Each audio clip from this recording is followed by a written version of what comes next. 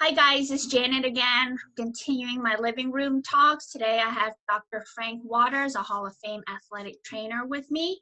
And my first question to you, sir, is looking back, have you had any distinct memories of racism being an athletic trainer or an educator? Not overtly, quite honestly.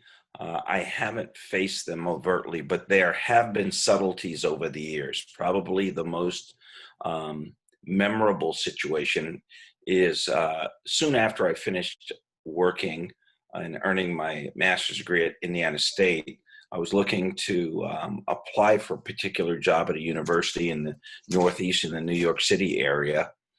And I applied. I got a phone interview and then was told that I didn't have enough qualifications and tried to inquire about what would it would take, and of course the standard answer of experience and things of that nature. And then the next year the job was open and I applied again, and I had a little bit more experience and was doing things. And this went on for about 2 years, and my interest was more because it was in New York City, back where I was from, where I would call home. And ultimately, my mentor, Bill Chisholm, said to me, Frank, the person you're interviewing with is never going to consider you to be good enough. And you'll never get the job as long as that individual is there. And I listened to what Bill had to say and decided that, okay, no big deal. That's not the place for me at the present time. And ultimately, that person not only left that institution, but left the profession of athletic training. And in the end, I think I'm better for it. And probably the second one was, again, subtle and different. I, in fact, was at a NATA Research Education Foundation reception in those days. I don't know if it was 15 years ago, some time ago. And the irony of the situation was I was dressed in a blue jacket, sport coat, white shirt, and a bow tie. And I wore the bow tie, actually, in fact, a kente bow tie. Kente cloth bow tie. And so I was standing around and, you're chit-chatting, making small talk with folks at these types of affairs. And suddenly I was by myself. And someone in the room literally came up to me and said, "Excuse me, sir, will you take this plate for me?" And I turned around and I looked and I'm going, "Oh," I said to myself, "right, I'm the only black guy in the room. I gotta be the help." So, nothing again where it was in such a way that it made me feel threatened or anything like that. But there were things along the way, but none that have ever held me back or stopped me. But things like that remind you that this type of thing still exists. So we've been in quarantine or isolation or whatever you want to call it lately. Learning from home, we've had a lot of opportunities. What have you personally learned and what was surprising to you?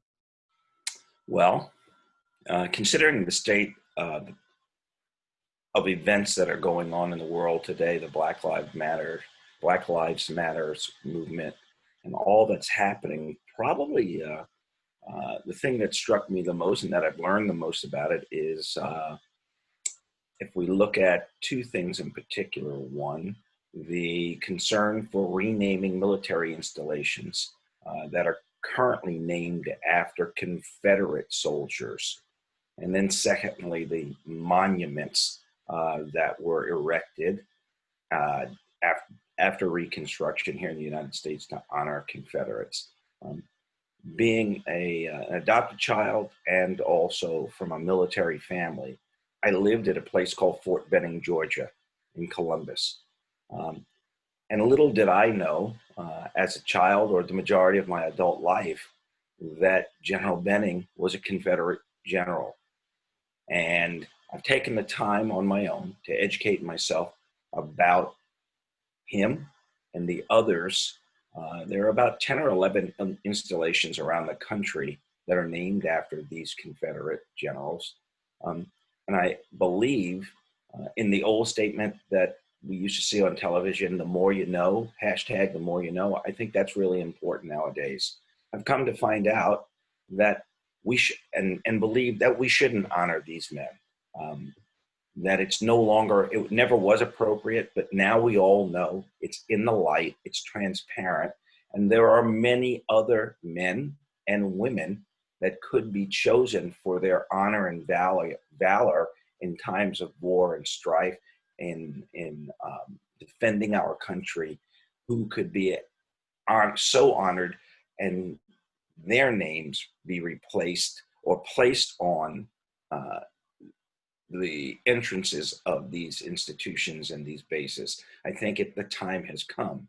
And I also believe the time has come to replace the Confederate statues. They should not have been erected. There were a lot of political reasons why they were. And again, the information has probably always been there for us, but we've all been forced to, at least I've taken the time to look, to read and find out and develop it my own opinion that in fact, I think it's time. We're not erasing history, but we need to take that and put that somewhere else where people understand, yeah, that is, these individuals did these things. But in both situations, are we really honoring traitors? That's what it amounted to. The Civil War had one purpose, and that purpose was for the South to maintain slavery. That didn't hold true, and it was no longer the law of the land, and it shouldn't have been, nor should it continue to be glorified. So, I mean, I've taken the time to read about that, and I think that's important. So you're one of our founding members for EDAC. Yeah. Very instrumental in putting that group together.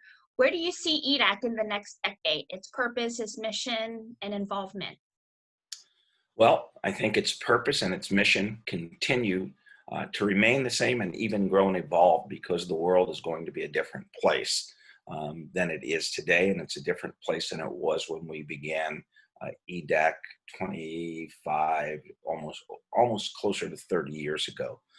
I think it's absolutely a place where young men and women of color can come together and begin to learn many more things about our profession and leadership in organizations than they might in a classroom setting. They get to mingle with men and women who look like them, who may have had experiences similar to them.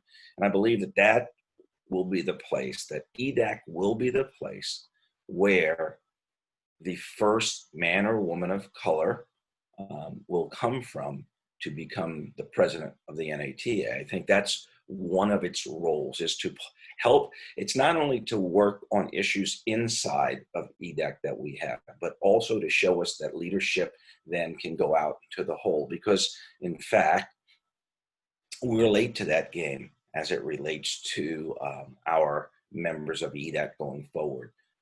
The American College of Sports Medicine has a woman of color now as their president. And so we see that it can happen. There's a time commitment that comes with it, but I think EDAC continues to be the place that helps to foster growth and development of young professionals. And I don't think that's going to change. I think the issues that come about, besides the ones that we know of now, we may not see immediately in the horizon, but that the group of professionals who are involved will be ready, willing, able, and capable of meeting those challenges. Kind of off script a little bit, but tell me why you sit in the back of the room during EDAC town hall meetings, during the annual conventions.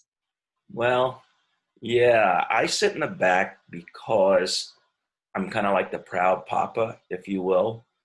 I can remember the days when we first began even conceptualizing EDAC. We stood as I have mentioned to many people, we stood in the front of the entrance to the exhibit hall.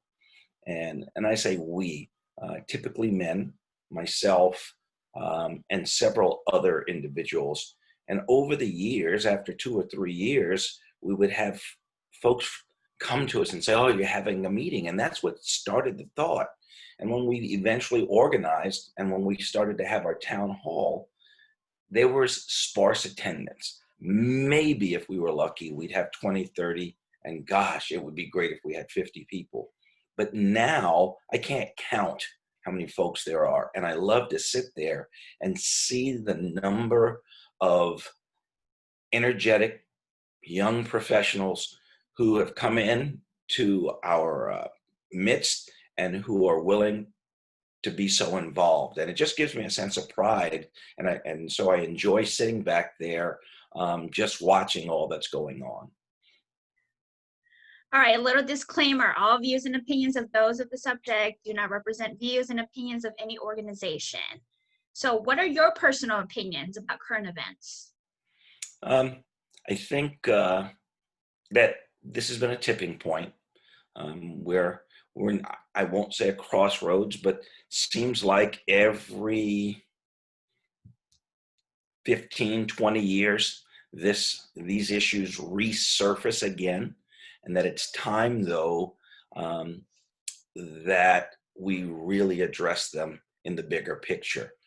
And it's been said, definitely not initially by me, but by so many, things that have been going on, particularly to people of color and more specifically to African Americans in society, have been going on forever. But now we have the power of this thing. We have the camera that's there and ever ready immediately to document things that happen and bring them to people's attention in a manner in which that they can't deny them from happening. I hope, though, that this isn't discouraging to individuals. I hope that it is encouraging and that it allows individuals to understand that they can take that energy and use it not only again in the bigger part of society to right social wrongs, injustices, but to also work towards their better good in in our profession.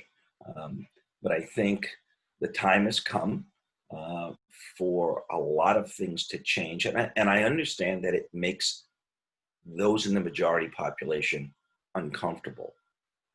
The intent may not be to do that, but in fact, what everyone's looking for is the same opportunity.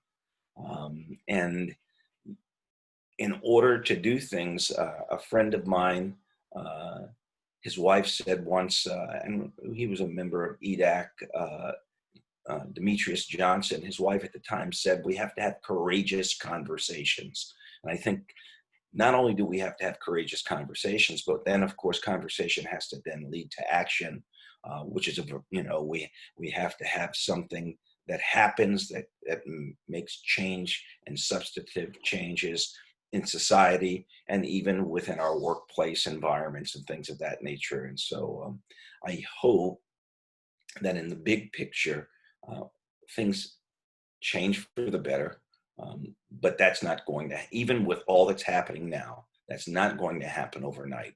But it needs to be sustained and stay in the forefront of people's minds. So the next couple minutes, all for you, your closing statement to everyone. Well, I hope that people remain encouraged by, in particular, in the athletic training profession, by what we're doing, and understand the challenge that we have. We not only have a social challenge, we're in the middle of a pandemic. And for the first time ever, athletic trainers are afraid for their livelihood. They are searching for other things to do to maintain the quality of life that they have. And it's important that they not lose sight of why they chose this as a profession and what their end game is in terms of helping individuals. In particular, in the EDAC, we exist because we know that there are needs of a particular set of population of people, underserved in particular, individuals from diverse backgrounds, and they need our care now as much as ever. And I would hope that our younger members can find ways to not only want to be involved, but become involved and stay involved in the long haul, because um, things that make a difference are things that happen on a daily basis over a long period of time. When I look back on my career, for the most part, I've spent my career um, serving under those groups of individuals who may not have had an opportunity to do so. When I was in the Rio Grande Valley, in South Texas, and then in Washington, D.C., and even here in some communities in South Florida, in the Fort Lauderdale area. And I feel good that we've helped to make a difference in the lives of the individuals that we care for and serve, in the staff that we've had the chance to work with. And I hope that people continue to see that what they do makes a difference today and for the future. That's all I have for you, Dr. Walters. Thank you so much for taking this time, and I look forward to speaking to you soon.